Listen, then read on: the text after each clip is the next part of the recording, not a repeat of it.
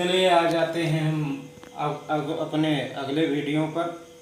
जो वीडियो है आज तत्पुरुष समास के ऊपर है, परंतु समास को पढ़ने के पहले आप सभी लोग हमारे इस चैनल आर्यादित्य को सब्सक्राइब, लाइक और शेयर कीजिए ताकि आपको नवीन अपडेट प्राप्त होती रहे।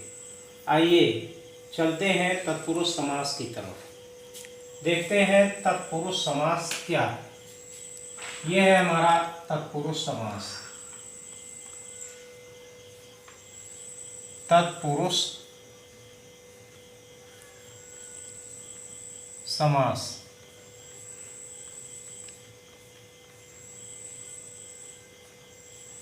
जैसा नाम ही है तत्पुरुष समास, तत्तो पुरुष।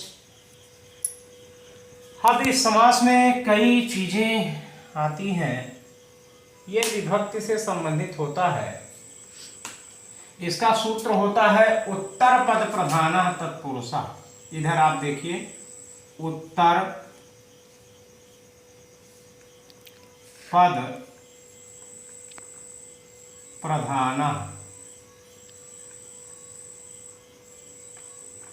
यानी जिस समास का बाद का शब्द प्रधान होता है, बाद का शब्द मुख्य होता है, वह जो है हमारा तत्पुरुष समास कहलाता है। जिसका भी बाद का शब्द मुख्य होगा, यानी उत्तर पद प्रधान तत्पुरुष। जिस समास का बाद का शब्द प्रधान होता है वह तत्पुरुष समास कहलाता है। तत्पुरुष समास में विभक्तियों पर आधारित होता है। जैसे द्वितीया विभक्ति ले लेते हैं, विभक्ति पर आधारित है। जैसे द्वितीया विभक्ति, द्वितीया क्रमवार आप देखते जाइए, तृतीया, चतुर्थी,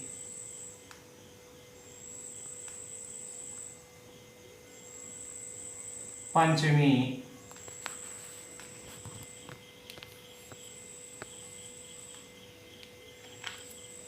षष्ठी,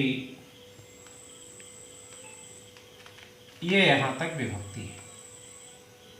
अब जैसे द्वितीया विभक्ति में आया, जैसे रामाश्रिता एक शब्द आता है, रामाश्रिता, रामाश्रिता। तो इसका जब हम विग्रह करेंगे तो हो जाएगा रामम आश्रिता, रामम आश्रिता, रामम आश्रिता। अब रामम में रामः रामो रामाः रामम, रामम द्वितीया विभक्ति एक वचन का रूप है, लिहाजा रामम आश्रिता हो जाएगा। ये द्वितीया विभक्ति का समास हो गया तत्पुरुष वाला। तृतीया में आते हैं, तृतीया में है नख भिन्ना। खूब पूछे जाते हैं ये उदाहरण, खूब पूछते हैं। नख भिन्ना तो हो गया नखई है भिन्ना, नखई है भिन्ना। ऐसे ही चतुर्थी में आ जाइए। चतुर्थी में यूपदारु, खूब पूछते हैं, यूपदारु हो जाएगा यूपाय दारु,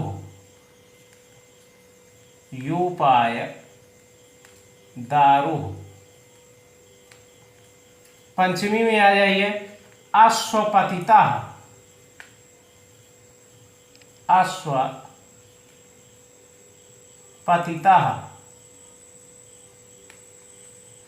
अश्वातपतिता। सब राम जैसे रूप चलेंगे। अश्वातपतिता,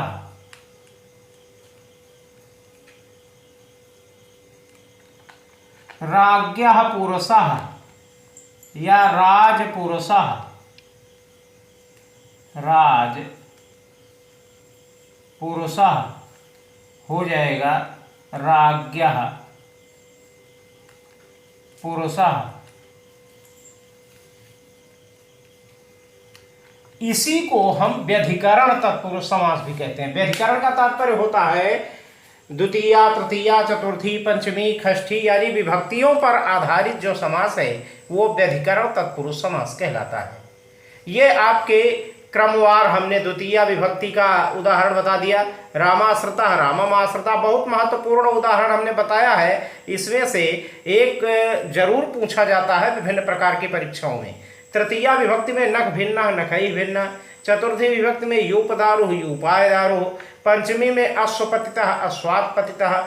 षष्ठी तत्पुरुष समास में राजपुरुषः, राज्ञः पुरुषः। ये उदाहरण आपने देखा।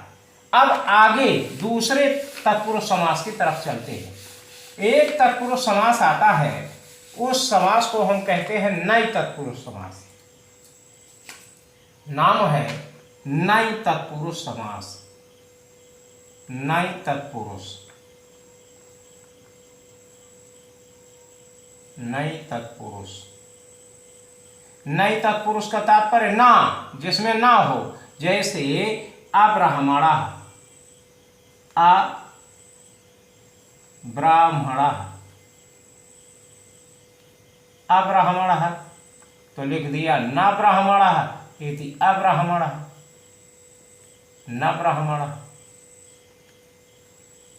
अनश्वः, अनश्वः तो हो जाएगा न अश्वः, न अश्वः। यानी आ वाले वाक्य जो आते हैं वो नई तत्पुरुष समास में आ जाएंगे। यानी अब्राह्मणः न ब्राह्मणः, अनश्वः न अश्वः, इस प्रकार के शब्द आते हैं। जैसे अजात, एक शब्द खूब पूछते हैं, अजात तो न जात इति अजात, ये एक बार पूछा गया था। ऐसे ही और भी उदाहरण आप बना सकते हैं। अब अगले तत्पुरुष समास की तरफ चलते हैं।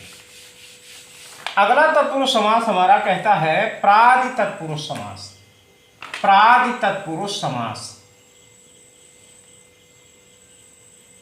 प्रादि तत्पुरुष समास।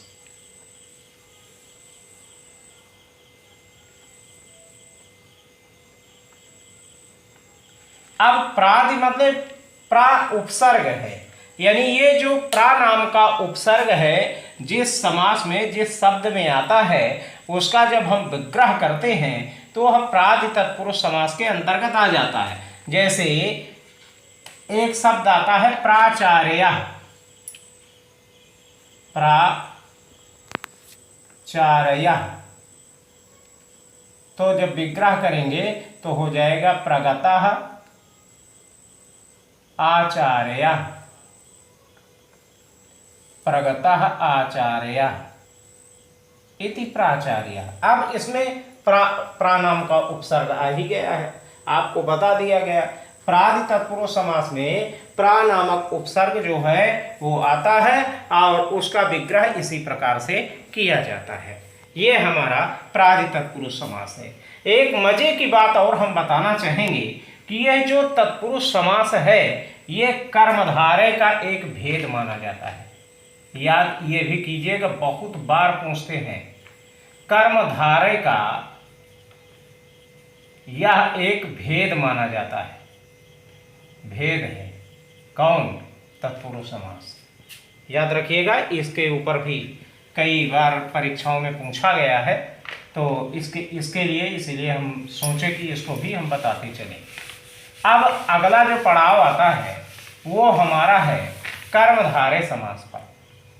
कर्मधारय समास, नाम आपने सुन लिया, कर्मधारय समास।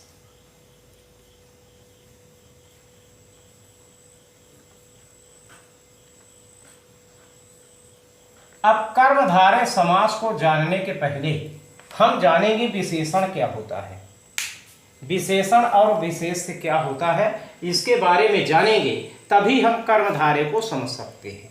विशेषण वह है जो संज्ञा शब्दों की विशेषता प्रकट करते हैं, उन्हें हम विशेषण कहते हैं। जैसे काला घोड़ा, लाल रुमाल। अब लाल शब्द जो है वो रुमाल की विशेषता बता रहा है, इसलिए लाल शब्द जो है वो विशेषण है रुमाल का। काला घोड़ा, घोड़ा काला है तो काला शब्द जो है वो घोड़े की विशेषता बता रहा है, इसलिए काला शब्द भी जो है वो विशेषण है। इसका सूत्र होता है विशेषण विशेष्य बहुलम। विशेषण विशेषण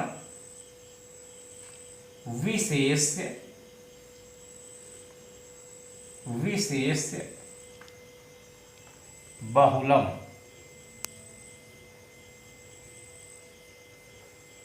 विशेषण विशेष्य बहुलम, यानी जिसमें विशेषण और विशेष्य की बहुलता होती है वह कर्मधारय समास कहलाता है। जिसमें भी संज्ञा शब्दों की विशेषता बताई जाए वो कर्मधारय समास के अंतर्गत आते हैं। जैसे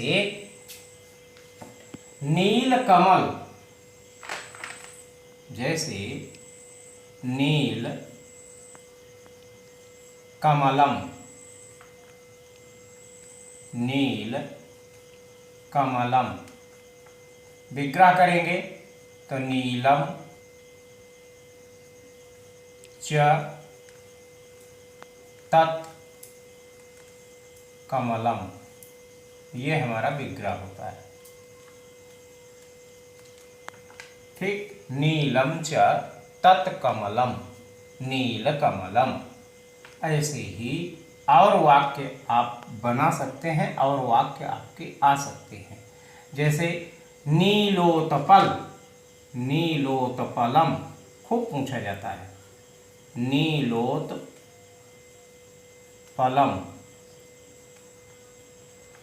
जब इसका विग्रह करेंगे तो हो जाएगा नीलम च तत् उत्पलम, नीलम च तत् उत्पलम। घनश्यामः खूब पूछते हैं, घनश्यामः, इसका विग्रह हो जाएगा घन यु श्यामः। पीतांबरम खूब पूछते हैं, ये पॉपुलर है। पीतांबरम, पीतांबरम, पीतम च तत् अंबरम। ये आपका हो गया पीतम च तत् अंबरम। आपको मैं बताना चाहूंगा नील कमलम, कमल की विशेषता नीले रंग की है, तो ये नील शब्द जो है विशेषता बता रहा है। आप तुरंत फट से बता देंगे कर्मधारय समास। नीलोत्पलम, उत्पल माने भी कमल, कमल नीला है, लिहाजा कर्मधारय समास। घन श्याम, घन माने बादल, श्याम माने काला, यानी काला बादल, तो बादल की विशेषता बता रहा है, तो घनश्याम में भी कर्मधारय है। पीतांबरम, पीतम यानी पीला, अंबर माने वस्त्र, तो पीला कपड़ा, तो पीला शब्द जो है वो अंबर की विशेषता बता रहा है, इसलिए पीतांबरम में भी कर्मधारय समास है। मजे की बात आपको बता दें, काफी लोग पूछते हैं कि एक शब्द आता है, खूब पूछते हैं, कई बार ये प्रश्न, इस पर बहुत सारे लोग विद्यार्थी जो है वो परेशान हो जाते हैं। एक शब्द है पीतांबरा,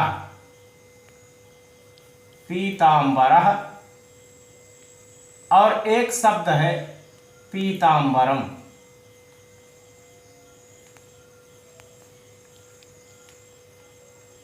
ये तो इसमें बहुब्रीहि होगा, याद रखिएगा, जिसमें बहुब्रीहि समास होगा, जिसमें जो है ये आह वाली मात्रा, यानी आह जो लगाया गया है, ये आह जिसको हम ये विसर्ग कहते हैं, ये जो विसर्ग रहेगा, अगर विसर्ग रहे तो समझ जाना बहुब्रीहि है, विसर्ग नहीं है तो समझ जाना कर्मधारय है। ये आपको ध्यान देना है।